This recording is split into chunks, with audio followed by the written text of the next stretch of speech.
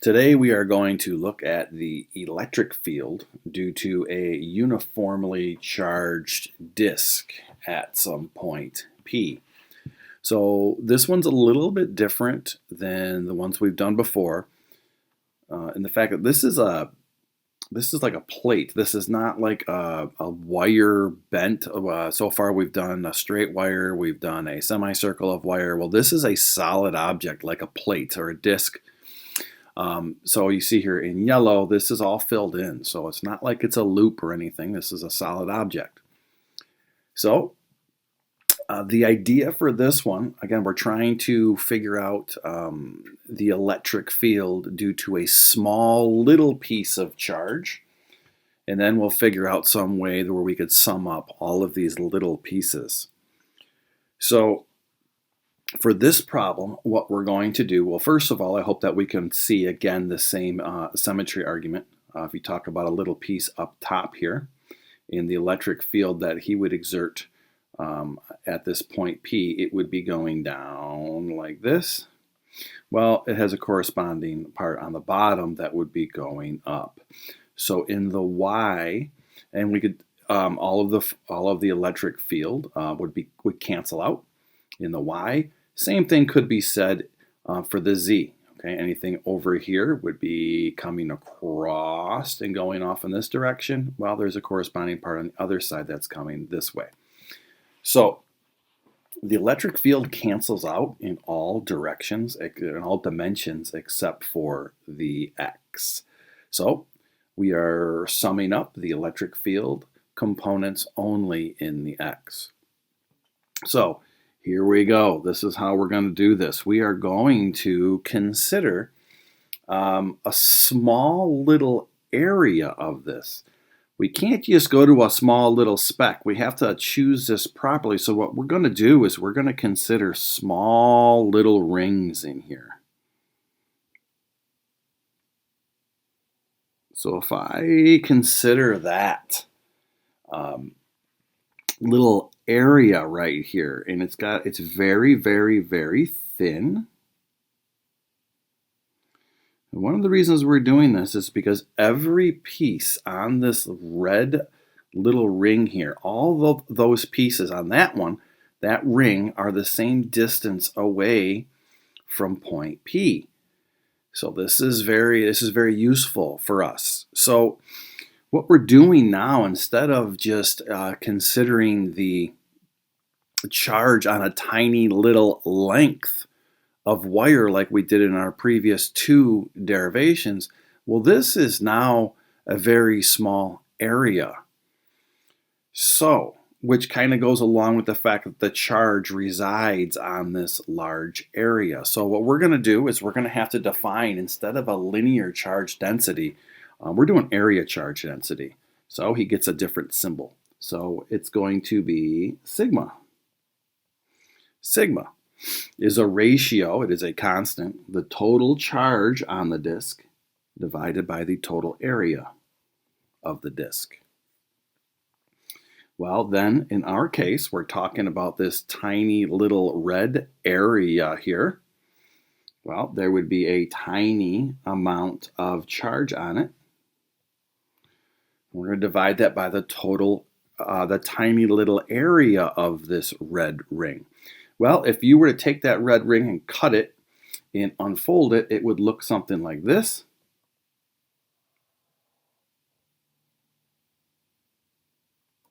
Okay, we cut it and we unfolded it, made it straight.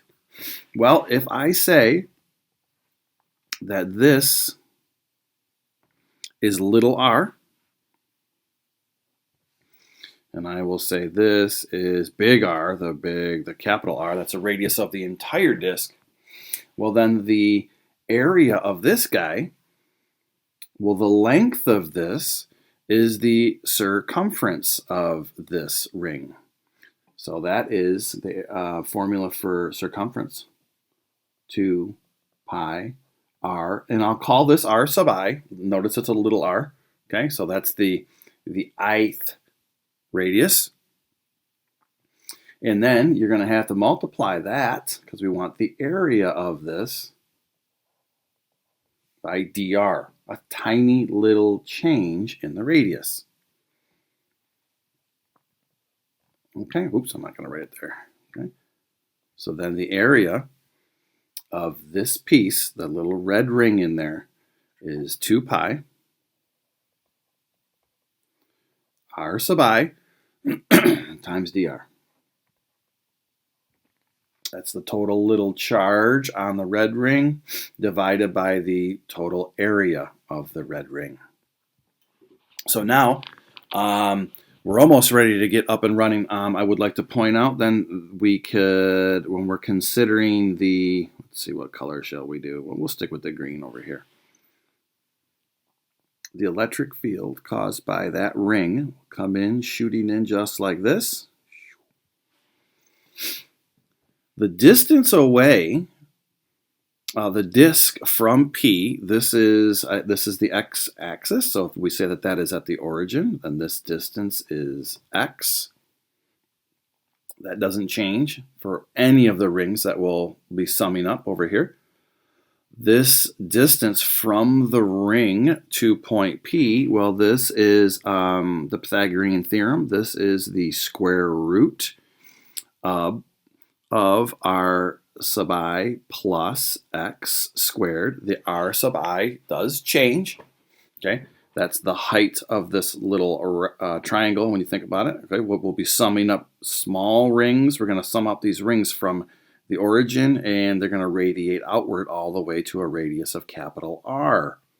So yeah, this height will be changing. So the length of this hypotenuse, or the distance away from the point P, will also be changing. So now we should be able to rock and roll. So here we go. The electric field from that little piece I, remember, we're only interested in the x. Well, that is 1 over 4 pi epsilon naught, that's Coulomb's constant, times the charge divided by how far away it is squared. So the charge on the little red guy there is this tiny little charge over how far away he is squared. He is the square root of r sub I squared plus x squared, and that whole thing is squared.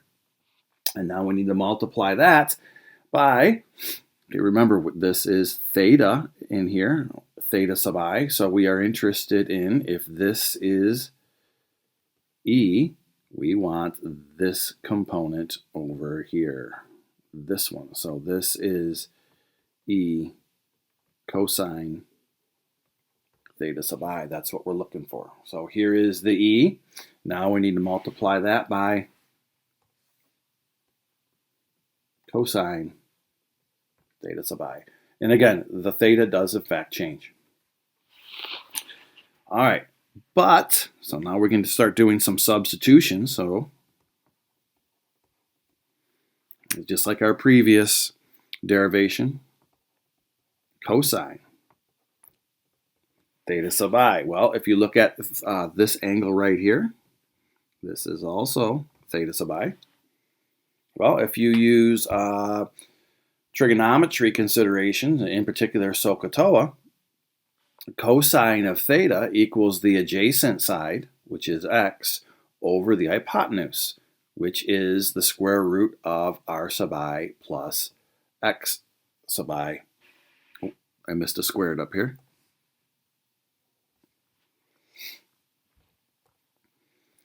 So cosine theta is x, which is the adjacent, divided by the square root r sub I squared plus x squared. So now, when we throw that in here, the electric field from that ring I in the x equals 1 over 4 pi epsilon naught times a tiny little charge over how far away that charge is from the point P squared. Well, the square root to the second power, That means it's the power of 1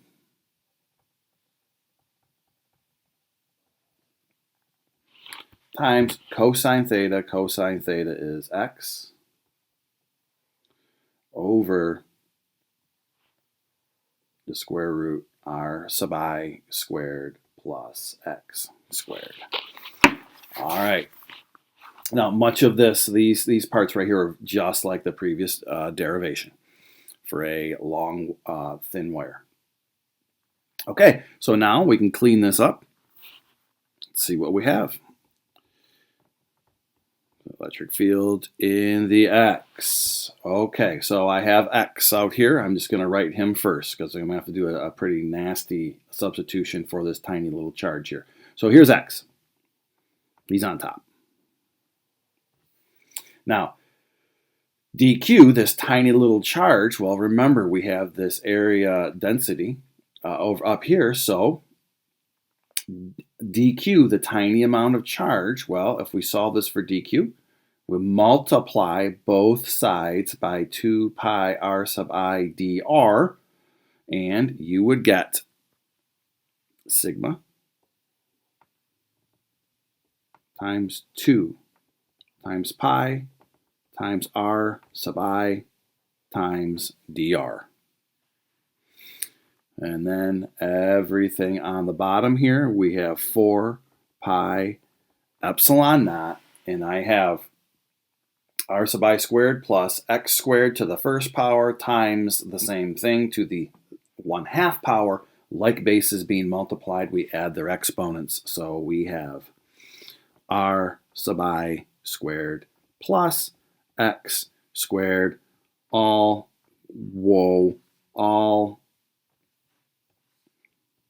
raised to the 3/2 power. Well, this looks absolutely horrific. Lucky for us, it will clean up rather nicely. So there's a lot of constants here. So, and I can even see I've got some cancelizations.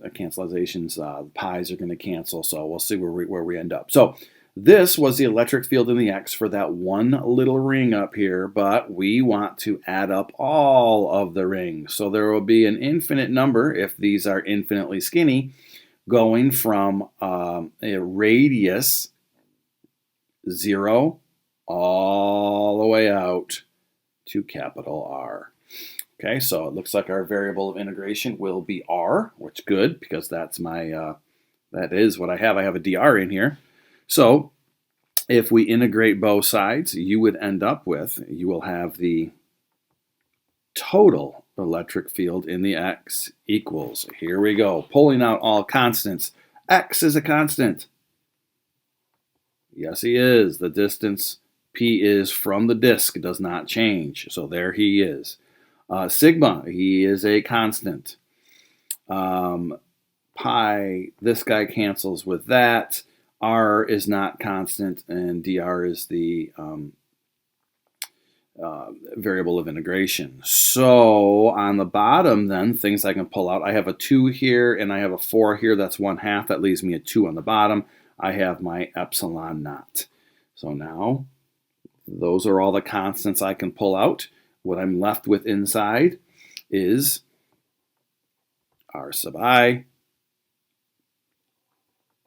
dr over x squared plus r sub I squared to the 3/2. Okay?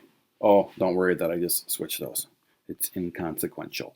And we will be summing up all these disks again from a radius 0 all the way to capital R. So now I'm going to have to integrate this guy. So I'm looking, this is with respect to R, so I'm looking down here and I have an R squared. So this looks like a U substitution problem to me. So let's see how it goes.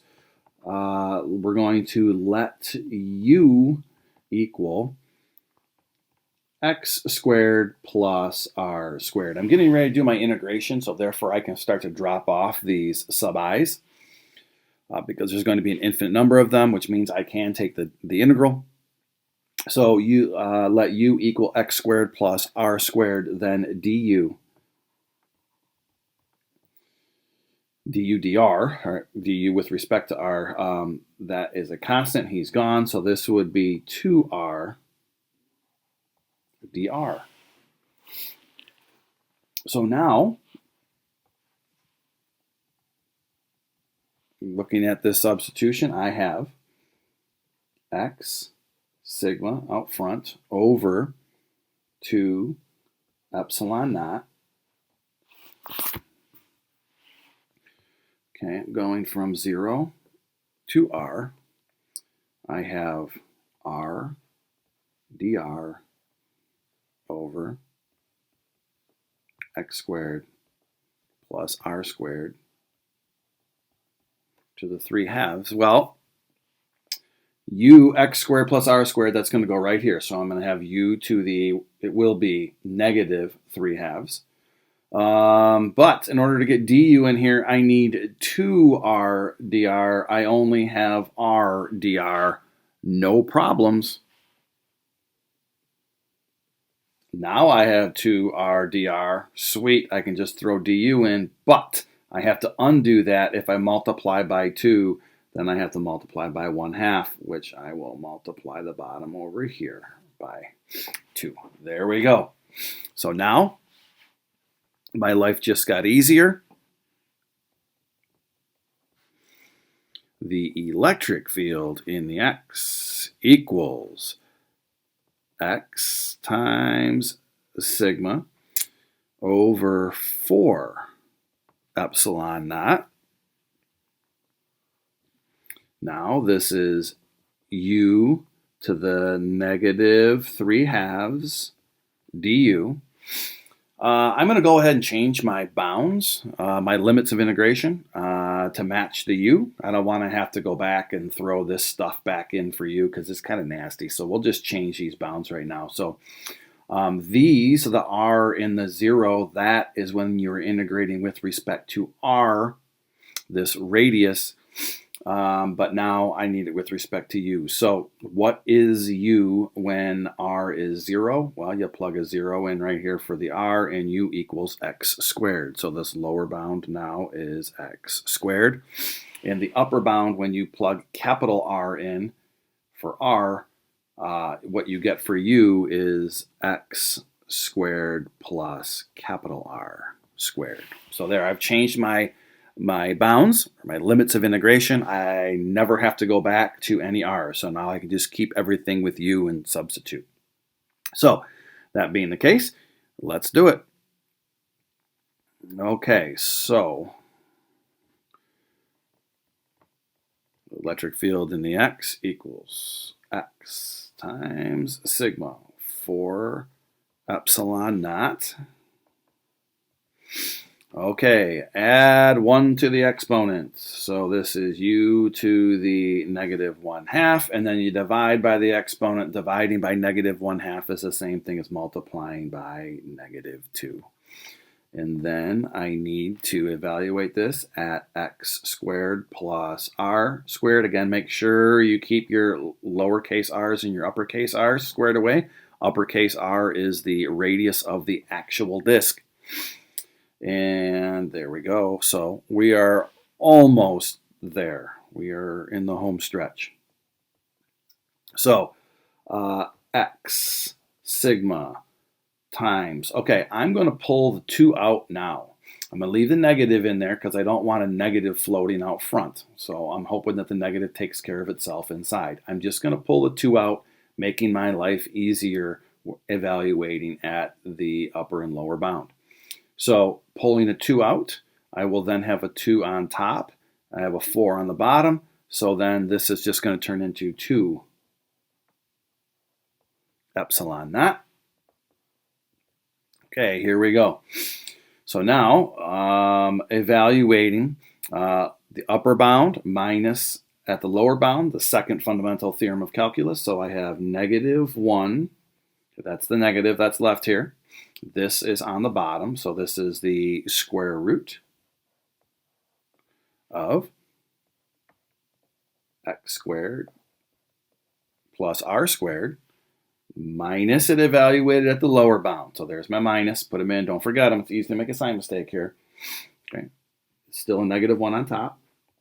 That's this negative.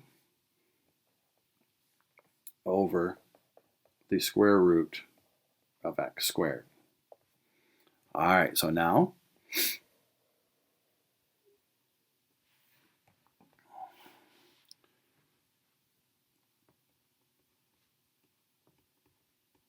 electric field in the x equals x sigma 2 epsilon naught. All right, so this term is negative, and this is going to be minus a negative, so this term is going to be positive. So we'll write him first. So I'm going to write this term first, positive term before a negative term. Just looks nicer. So this will be 1 over, again, because it's minus a negative, so it's positive. The square root of x squared is just x. And now here's the negative term, so this is minus 1 over square root x squared plus r squared. Okay, again, in this step, all I did was take care of this radical with the x squared and change the order. Okay, this is negative this over this, and this is plus this over this. There we go. I just switched the order. And final step, and I want you to think about how they would possibly ask this question. It would be like, show that the electric field due to this disk is this. So it's kind of like you have the ending. We're technically done here. However, it oftentimes does not look like this. And they like to take this x and distribute it back in here. So it would cancel with this x right here. So oftentimes, this is how the answer is written. Sigma over 2 epsilon naught times 1 minus x over the square root of x squared plus r squared.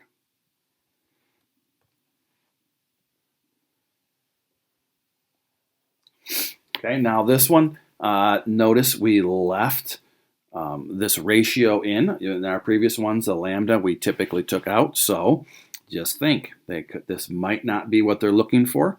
So instead, go a little bit further and get rid of that sigma and state that the electric field in the x, remember, sigma is the total charge, capital Q, over the total area A. So you could get something along the lines of this: the total charge over 2 epsilon naught A times 1 minus x over the square root of x squared plus r squared. Okay, so you could also end up with something like that. And then finally, just to make sure that our bases are all covered, what if, the big what if it was an infinite plane?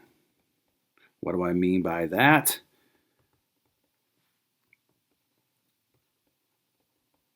I mean, what if that disk was infinitely large?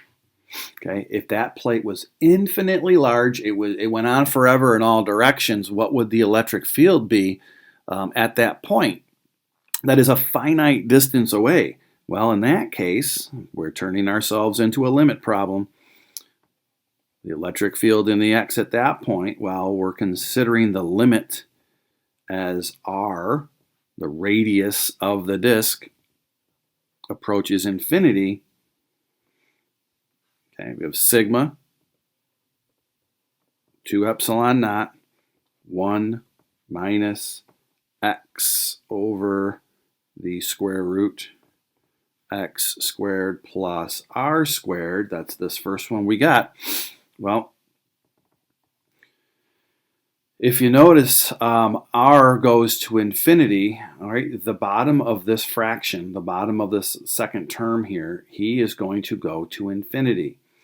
X is a finite number. Anytime you have a finite number that is divided by infinity, it goes to 0. So you would just be left with sigma over 2 epsilon naught. Okay. Again, don't forget what sigma is. Sigma is a total charge over the area. Okay. So you could also look at it as the total charge over 2 epsilon naught area.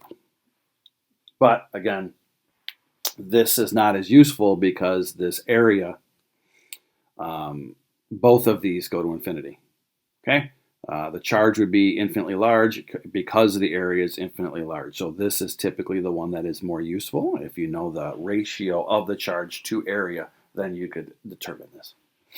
So, all right, off to the next one. So if you have any questions on any of this, please let me know.